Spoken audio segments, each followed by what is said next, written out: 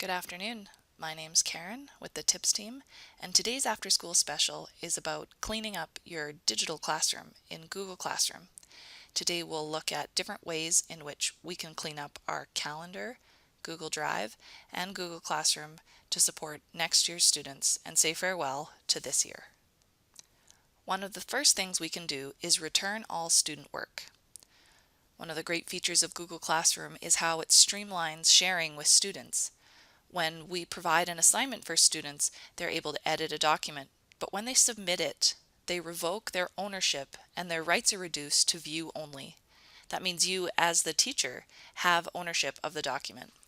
By returning student work to the students, we ensure that the students have ownership of all the documents they worked on in Google Classroom with you this year.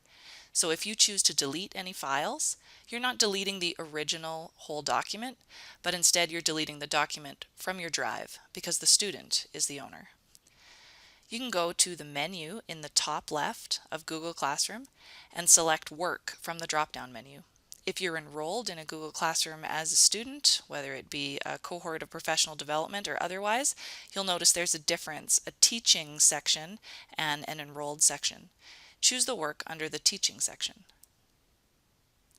This provides a list of all work that you have assigned to students as separated by whether or not you need to review it or provide a grade, or you have reviewed it already. Some assignments are at varying stages of done.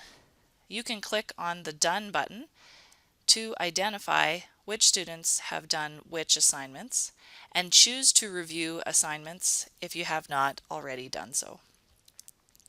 You can use the three dots on each of the assignments to mark the entire assignment as reviewed, even if students have not finished it as of yet.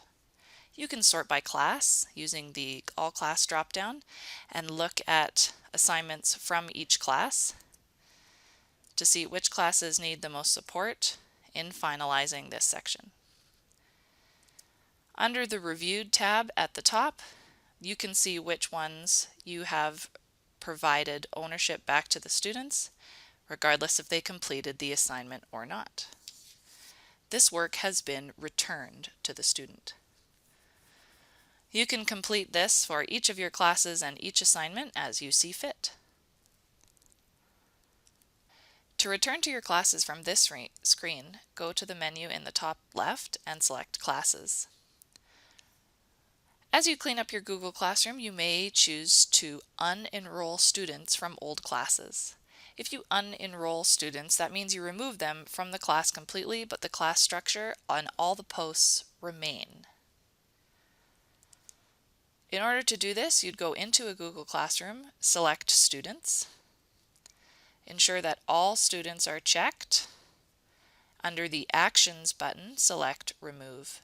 By doing this, students no longer have access to the class at all. A reason you may want to unenroll students is to remove their access from the documents and files that were part of this Google Classroom.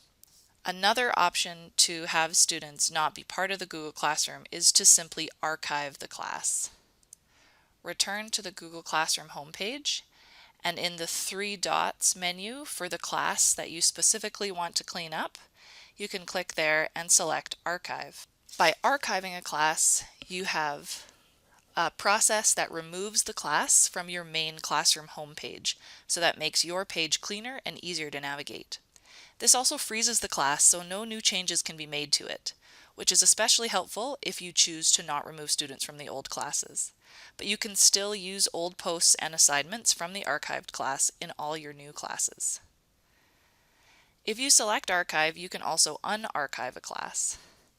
So again, from the home page, you can go to the menu, and at the bottom of the menu under Archived Classes, you can see the classes that you've archived. You can identify they're archived because they have a crosshatch pattern across the top of the banner for the class. If you need to open that classroom up again and unarchive it, you can click on the three dots and restore. You'll get a verifying pop-up window asking you to make sure you do in fact want to restore the classroom again. When you create a class in Google Classroom and then make assignments with due dates, this automatically creates a Google Calendar for the class. That Google Calendar is created in addition to your personal calendar already in Google Calendar. So this is a convenient way for you and your students to use Google Calendar and see upcoming due dates for classwork, etc. You may have even chosen to post that calendar on School Zone for the class. When the year is over, though, and the class is done, you don't really need the calendar showing up anymore in your list of calendars. So there's a few things you can do with that calendar. Options for removing the calendars for old classes. You can see the names of your classes under My Calendar on the left. So here's the 2 classes that I have here.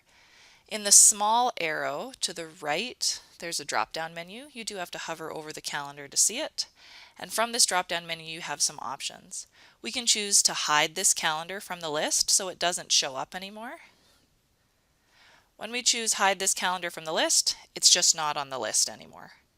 If you've ever done this by accident, you can go to the drop-down menu beside My Calendars and go to Settings, and this provides settings for all your calendars. There's an option Show in List. You can scroll down to find the calendar you accidentally hid, check it to show in list, and go back to the calendar, and it will appear again. If you want to delete the calendar, you need to hover over that calendar specifically, and in the drop-down menu, you need to go to the calendar settings of that specific calendar. In calendar settings, you need to scroll all the way down to the bottom, and there is an option that says permanently delete this calendar. Nobody will be able to use it anymore. This will have a pop-up window come up asking you to confirm the deletion, and the calendar won't be there anymore. One of the last things we can do to clean up our Google Classroom files and folders for year-end is look at our Google Drive folder. Google Classroom automatically creates a folder in your Google Drive called Classroom. I've organized mine and moved it around. Check your Google Drive out to find your Classroom folder. Inside this Classroom folder, we have 2 kinds of folders. One without a little person on it, indicating you're a student in that class, or you've just simply created that folder in this specific Classroom folder, or with a little person on it indicating you're the teacher of that class. You can move these folders around inside this folder so that you could better organize what you want to see and use in case you are using this Drive folder from Google Classroom. This Drive folder is the place that houses the templates for your assignments as well as access to student assignments. I hope this helps you clean up your Google Classroom for the summer so that you're ready for a fresh new batch of students that are engaging in your digital classroom in the fall. Thanks so much to Eric Kurtz for writing this specific blog post about cleaning up your digital classroom, and the link is in the information to his article.